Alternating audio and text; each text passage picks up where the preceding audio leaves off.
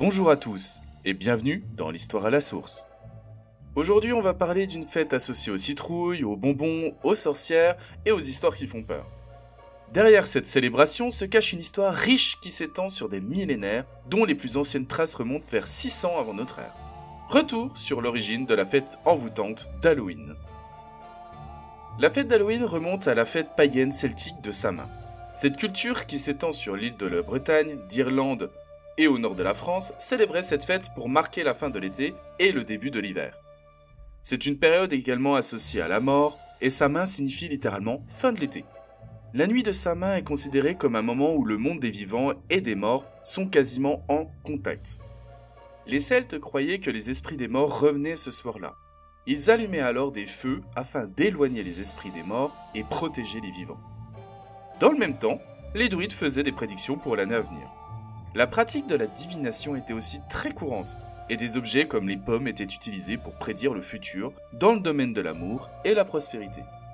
Mis à part la pratique des feux de joie, les Celtes avaient pris pour habitude de se vêtir de costumes généralement faits d'animaux dont l'objectif était de se camoufler face aux esprits. On y compte des récits sur les héros et divinités comme Dagda et Morrigan. Toutes les maisons étaient dans le même temps nettoyées et les foyers de cheminée étaient éteints afin d'être rallumés avec les brasses des feux sacrés de Samin.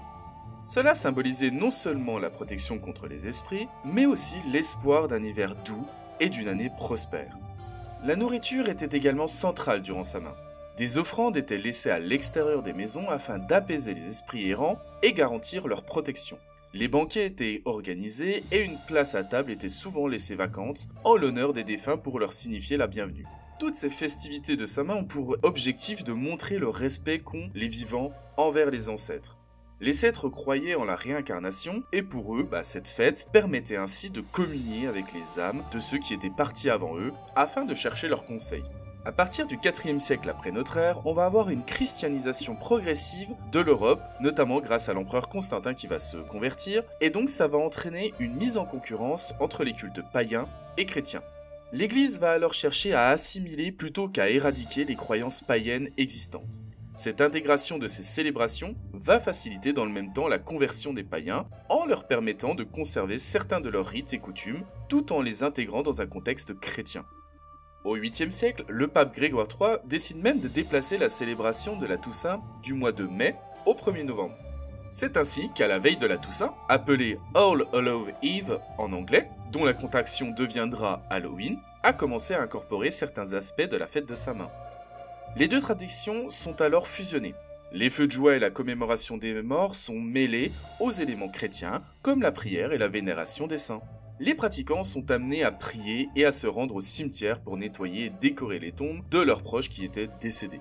La peur des esprits païens a été progressivement remplacée par une vénération des saints et des martyrs chrétiens.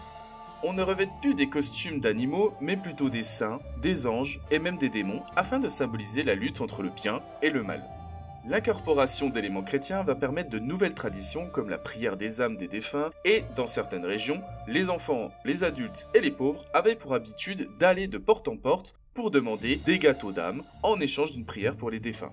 On connaît d'ailleurs la version un peu plus moderne de cette pratique avec la fameuse formule « des bonbons ou un sort » qui n'était pas sans risque car dans l'imaginaire collectif, la venue des enfants avait quelque chose de magique et si on ne leur donnait rien ou si on refusait de leur ouvrir la porte, alors on s'attirait une mauvaise année. On fait alors un bond dans le temps pour arriver au 19e siècle et notamment aux États-Unis qui connaissent une vague d'immigration massive d'Irlandais et d'Écossais qui amenait avec eux forcément leurs coutumes, leurs superstitions et leurs célébrations. Une fois mêlés aux différents groupes ethniques, de nouvelles façons de célébrer cette fête apparaissent. Le XXe siècle, avec l'ascension notamment des médias et du cinéma, ainsi que l'émergence des États-Unis en tant que première puissance mondiale, va contribuer grandement à la diffusion mondiale de la fête d'Halloween. Outre les films d'horreur et émissions de télévision, Halloween est devenu une partie intégrante de la culture populaire américaine. Alors finalement, la fête d'Halloween, c'est quoi comme symbole et tradition ? Eh bien, on peut considérer qu'elle a de nombreux symboles et traditions qui sont très diverses.